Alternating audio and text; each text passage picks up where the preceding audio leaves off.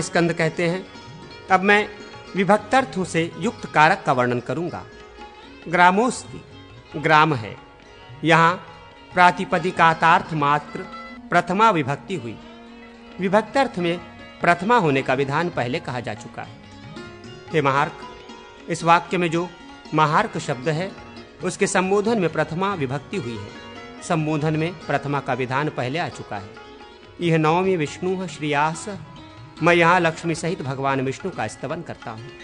इस वाक्य में विष्णु शब्द की कर्म संज्ञा हुई और द्वितीया कर्मणि स्मृता, इस पूर्व कथित नियम के अनुसार कर्म में द्वितीया हुई है। श्रेयास, यहाँ श्री शब्द में सह का योग होने से तृतीया हुई है। सहार्थक और सदृशार्थक शब्दों का योग होने पर तृतीया विभक्ति होती है। यह सर्वसम्मत मत है। क्रिया में जिसकी स्वतंत्रता विवक्षित हो वो कर्ता या स्वतंत्र कर्ता कहलाता है। जो उसका प्रायोजक हो वो प्रायोजक कर्ता और हेतु कर्ता भी कहलाता है। जहाँ कर्म ही कर्ता के रूप में विवक्षित हो वो कर्मकर्ता कहलाता है। इनके सिवा अभिहित और अनभिहित ये दो कर्ता और होते हुए अभिहित उत्तम और अनभिहित अधम माना गया है। स्वतंत्र कर्ता का उदाहरण कृतिनः ताम विद्याम समुपासते, विद्वान पुरुष उस विद्या की उपासना करते हैं। यहाँ विद्या की उपासना में विद्वानों की स्वतंत्रता विवक्षित है, इसीलिए वे स्वतंत्र कर्ता हैं। हेतु कर्ता का उदाहरण चैत्रो मैत्रम हितम लभ्यते, चैत्र मैत्र को हित की प्राप्ति कराता है। मैत्रो हितम लभते तम चैत्रः प्रेरयति इति चैत्रो मैत्रम हितम लभ्यते, मैत्र हित को प्राप्त करता है और चैत्र उसे प्रेरणा देता है। अतः ये कहा जाता है कि चैत्र मैत्र को हित की प्राप्ति कराता है। यहाँ चैत्र प्रयोजक कर्ता या हेतु कर्ता है। कर्मकर्ता का उदाहरण प्राकृति धिय स्वयं भीतते, गंवार बुद्धि वाला मनुष्य स्वयं ही फूट जाता है। तरुह स्वयं छिच्चते, वृक्ष स्वयं कट जाता है। यहाँ फोड़ने वाले और काटने वाले कर्ताओं के व्यापार को विवक्षा का विषय नहीं बनाया गया। जहाँ कार्य के अतिशय सौकर्य को प्रकट करने के लिए कृत्या व्यापार अविवक्षित हो वहाँ कर्म आदि अन्य कारक भी कर्ता जैसे हो जाते हैं और तदनुसार ही क्रिया होती है। इस दृष्टि से यहाँ प्राकृत धिय और तरु पद कर्मकर्ता के रूप में प्रयुक्त है। अभिहित कर्ता का उदाहरण रामो गच्छति, राम जाता है। यहाँ कर्ता अर्थ में तिडंत का प्रयोग है, इसलिए कर्ता उक्त हुआ। जहाँ कर्म में प्रत्यय हो वहाँ कर्म उक्त और कर्ता अनुक्त या अनभिहित हो जाता है। अनभिहित कर्ता का उदाहरण गुरुना शिष्य धर्म व्याख्यायते, गुरु द्वारा शिष्य के निर्मित धर्म की व्याख्या की जाती है। यहाँ कर्म में प्रत्यय होने से धर्म की जगह धर्म हो गया, क्योंकि उक्त कर्म में प्रथमा विभक्ति होने का नियम है। अनभिहित कर्ता में पहले कथित नियमों के अनुसार तृतीया विभक्ति होती है, इसलिए गुरुणा पद में तृतीया विभक्ति प्रयुक्त हुई है। इस तरह 5 प्रकार के कर्ता बताए गए। अब 7 प्रकार के कर्म का वर्णन सुनो। इसिप्त कर्म, अनिसिप्त कर्म, अनिसिप्तानिसिप्त कर्म, अकथित कर्म, कृत कर्म, अभिहित कर्म तथा अनअभिहित कर्म। इसिप्त कर्म का उदाहरण यति हरि श्रद्धा दाति, विरक्त साधु या सन्यासी हरि में श्रद्धा रखता है। यहाँ कर्ता यति को हरि अभीष्ट है, इसलिए वे इसिप्त कर्म है। अतएव हरि में द्वितीया विभक्ति का प्रयोग हुआ है। इसिप्त कर्म का उदाहरण अहिम लंघयते भृशम, उससे सर्प को बहुधा लंघवाता है। यहाँ अहिम ये अनिसिप्त कर्म है। लांघने वाला सर्प को लांघना नहीं चाहता, वो किसी से हट या प्रेरणा से सर्प लंघन में प्रवृत्त होता है। सिप्ता निसिप्त कर्म का उदाहरण दुग्धम संभक्षय नरजः भक्षयेत, मनुष्य दूध पीता हुआ धूल भी पी जाता है। यहाँ दुग्ध इसिप्त कर्म है और धूल अनिसिप्त कर्म। अकथित कर्म जहाँ अपादान आदि विशेष नामों से कारक को व्यक्त करना अभिष्ट न हो वहाँ वो कारक कर्म संज्ञक हो जाता है।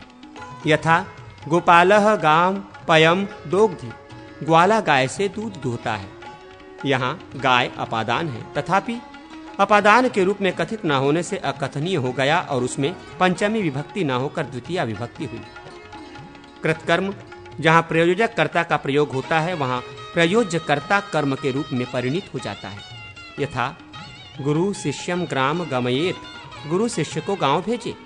शिष्यो ग्रामम गच्छेत तम गुरु प्रेरयेत इति गुरु शिष्यम ग्राम गमयेत। शिष्य गांव को जाए इसलिए गुरु उसे प्रेरित करें। इस अर्थ में गुरु शिष्य को गांव भेजे, ये वाक्य है, जहां गुरु प्रायोजक करता है और शिष्य प्रयोज्य करता या कर्मभूत करता है। अभिहित कर्म श्रीय हरय पूजा क्रियते। लक्ष्मी की प्राप्ति के लिए श्री हरि की पूजा की जाती है। यहाँ कर्म में प्रत्यय होने से पूजा उक्त कर्म है, इसी को अभिहित कर्म कहते हैं। अतएव इसमें प्रथमा विभक्ति हुई। अनभिहित कर्म जहाँ कर्ता में प्रत्यय होता है वहाँ कर्म अनभिहित हो जाता है, अतएव उसमें द्वितीय विभक्ति होती है। उदाहरण के लिए ये वाक्य है, हरे सर्वदम स्तोत्रः कुर्यात्। श्री हरि की सर्व मनोरथ दायिनी स्तुति करे। करण दो प्रकार का बताया गया है, बाह्य और आभ्यंतर। तृतीया करणे भवेत। इस पूर्वोक्त नियम के अनुसार करण में तृतीया होती है। आभ्यंतर करण का उदाहरण देते हैं, चक्षुषा रूपम ग्रहति। नेत्र से रूप को ग्रहण करता है। यहाँ नेत्र आभ्यंतर कारण है, अतः इसमें तृतीया विभक्ति हुई। बाह्य करण का उदाहरण है, दात्रेण तल्लनेत। हंसुआ से उसको काटे। यहाँ दात्र बाह्य करण है, अतः उसमें तृतीया हुई। संप्रदान तीन प्रकार का बताया गया। प्रत्येक, अनुमंत्रिक और अनिरात्रिक। जो दान के लिए प्रेरित करता है वो प्रेरक है। जो प्राप्त हुई किसी वस्तु के लिए अनुमति या अनुमोदन मात्र करता है वो अनुमंत्रक है। जो न प्रेरक है न अनुमंत्रक है, अपितु किसी की दी हुई वस्तु को स्वीकार कर लेता है, उसका निराकरण नहीं करता, वो अनिराकृतिक संप्रदान है। संप्रदाने चतुर्थी। इस पूर्वोक्त नियम के अनुसार संप्रदान में चतुर्थी विभक्ति होती है। तीनों संप्रदानों के क्रमशः उदाहरण दिए जाते हैं। नरो ब्राह्मणाय गो ददाति। मनुष्य ब्राह्मण को गाय देता है। यहाँ ब्राह्मण प्रेरक संप्रदान होने के कारण उसमें चतुर्थी विभक्ति हुई है। ब्राह्मण लोग प्रायः यजमान को गोदान के लिए प्रेरित करते रहते हैं, अतः उन्हें प्रेरक संप्रदान की संज्ञा दी गई है। नरो नृप्रत्यय दासम ददाति। मनुष्य राजा को दास अर्पित करता है। यहाँ राजा ने दास अर्पण के लिए कोई प्रेरणा नहीं दी है, केवल प्राप्त हुए दास को ग्रहण करके उसका अनुमोदन मात्र किया है। इसीलिए वो अनुमंत्रक संप्रदान है। अतएव नृपते में चतुर्थी विभक्ति प्रयुक्त हुई है। सज्जनः भद्रे पुष्पाणि दद्यात्। सज्जन पुरुष स्वामी को पुष्प दे। यहाँ स्वामी ने पुष्पदान की मनाही न करके उसको अंगीकार मात्र कर लिया है, इसलिए भद्रः शब्द निराकृत संप्रदान है। संप्रदान होने के कारण ही उसमें चतुर्थी विभक्ति हुई है। अपादान दो प्रकार का होता है, चल और अचल। कोई भी अपादान क्यों ना हो, अपादाने पंचमी स्यात्। इस पूर्व कथित नियम के अनुसार उसमें पंचमी विभक्ति होती है। धावतः अश्वात पतितः। दौड़ते हुए घोड़े से गिरा। यहाँ दौड़ता हुआ घोड़ा चल अपादान है, अतः धावतः अश्वात में पंचमी विभक्ति हुई। स वैष्णव ग्रामादायति।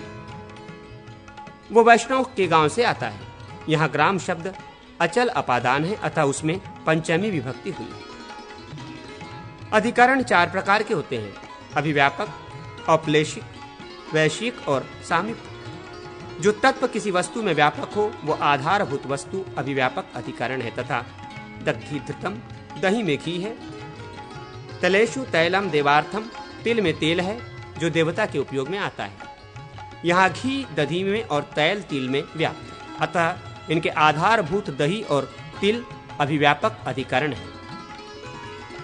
आधारो यो अधिकरणम विभक्ति स्त्रम सप्तमी। इस पूर्वोक्त नियम के अनुसार अधिकरण में सप्तमी विभक्ति होती है। प्रस्तुत उदाहरण में दग्नि और तिलेषु इन पदों में इसी नियम से सप्तमी विभक्ति हुई है। अब औपलेशिक अधिकरण बताया जाता है। कपिद्रेह निर्दिष्ट वृक्षे च तिष्ठेत। बंदर घर के ऊपर स्थित होता है और वृक्ष पर भी स्थित होता है। कपि के आधारभूत जो ग्रह और वृक्ष हैं उन पर वो सटकर बैठता है, इसलिए वो औपलेशिक अधिकरण माना गया है। अधिकरण होने से ही ग्रह और वृक्ष इन पदों में सप्तमी विभक्ति हुई है। अब वैषयिक अधिकरण बताते हैं।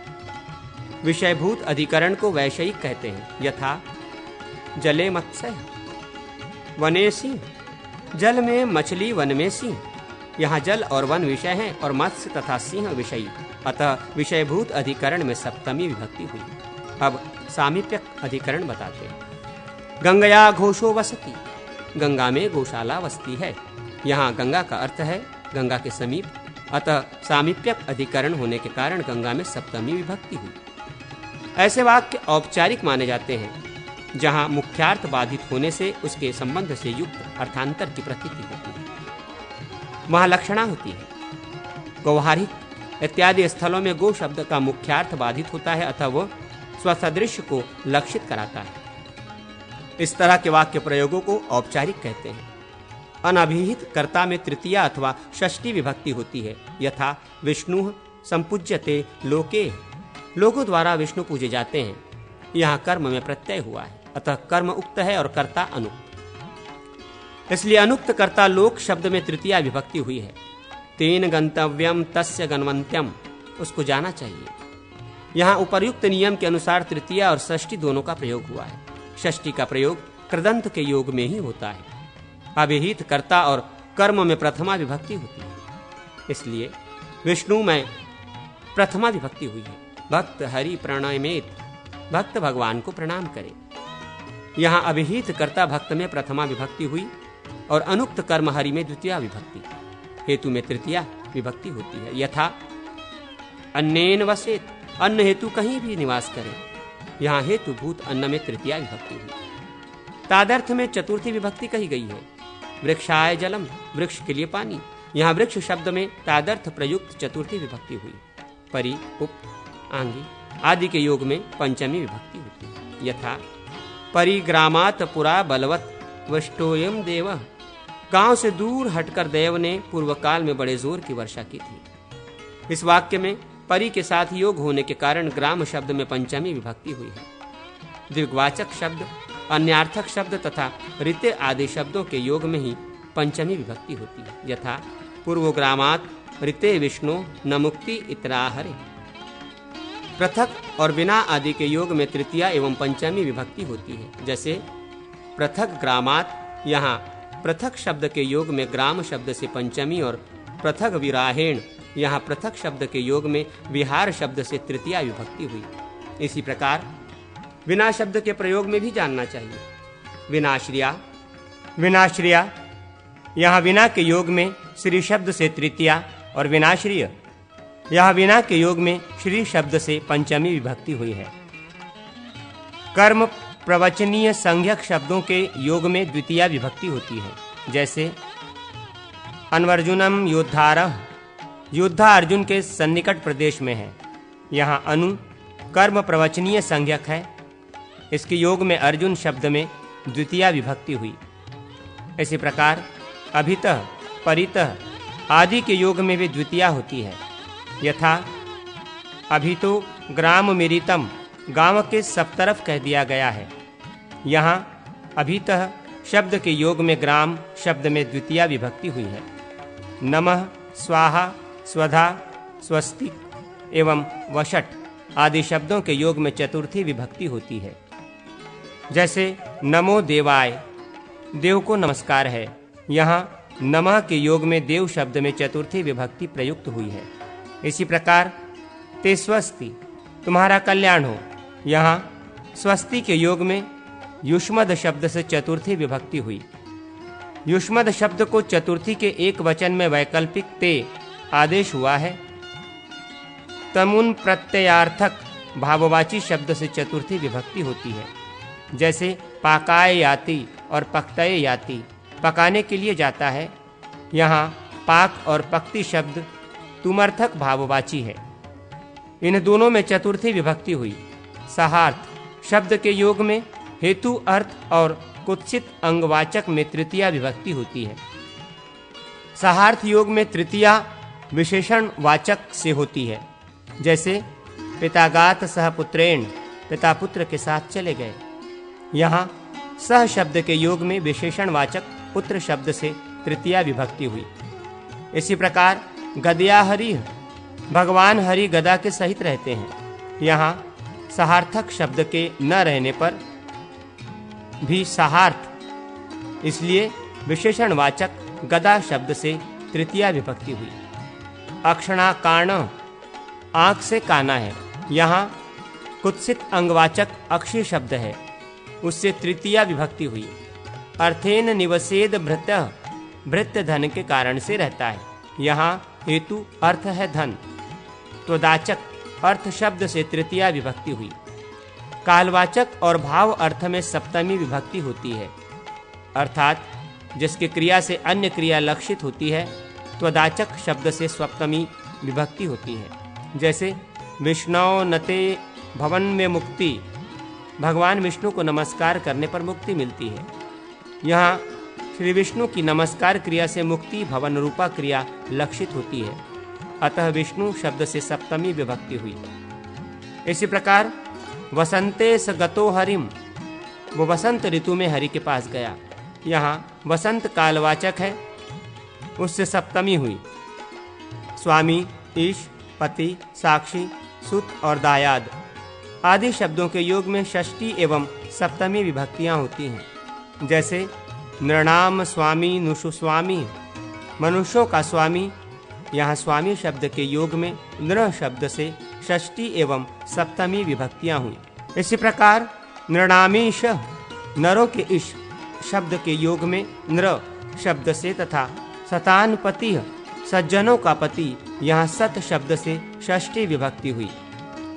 ऐसे ही नृणाम साक्षी, नुषु साक्षी, मनुष्यों का साक्षी, यहाँ नृ शब्द से षष्ठी एवं सप्तमी विभक्तियां हुई। गोषु नाथो गवान पति, गौओं का स्वामी है, यहाँ नाथ और पति शब्दों के योग में गो शब्द से षष्ठी और सप्तमी विभक्तियां हुई। गोषु सूतो गवाम सुत, गौओं में उत्पन्न है, यहाँ सूत शब्द के योग में गो शब्द से षष्ठी एवं सप्तमी विभक्ति हुई। यह राजाम दायाद को अस्तु, यह राजाओं का दायाद हो, यह दायाद शब्द के योग में राजन शब्द में षष्ठी विभक्ति हुई है। हेतुवाचक से हेतु शब्द के प्रयोग होने पर षष्ठी विभक्ति होती है। जैसे अन्यस्य हेतु वर्षति, अन्न के कारण वास करता है, यहाँ वास में अन्न हेतु है, त्वदाचक हेतु शब्द का भी प्रयोग हुआ है, अतः अन्न शब्द से षष्ठी विभक्ति हुई। स्मरणार्थक धातु के प्रयोग में उसके कर्म में षष्ठी विभक्ति होती है। जैसे मातुः स्मरति, माता को स्मरण करता है, यहाँ स्मृति के योग में मातृ शब्द से षष्ठी विभक्ति हुई। कृ प्रत्यय के योग में कर्ता एवं कर्म में षष्ठी विभक्ति होती है। जैसे अपाम भेदता, जल को भेदन करने वाला, यहाँ भेत्र शब्द कृत प्रत्ययांत है, उसके योग में कर्मभूत अप शब्द से षष्ठी विभक्ति हुई। इसी प्रकार तब कृति, तुम्हारी कृति है, यहाँ कृति शब्द कृत प्रत्ययांत है, उसके योग में कृतभूत युष्मद शब्द से षष्ठी विभक्ति हुई। युष्मद डंतव निष्ठा आदि अर्थात अक्त तवक्तु शक्त्र शानच उ उक तक तुमनु खलर्थक त्रन शानच चानश आदि के योग में षष्ठी विभक्ति नहीं होती, यथा ग्रामम गतः इत्यादि।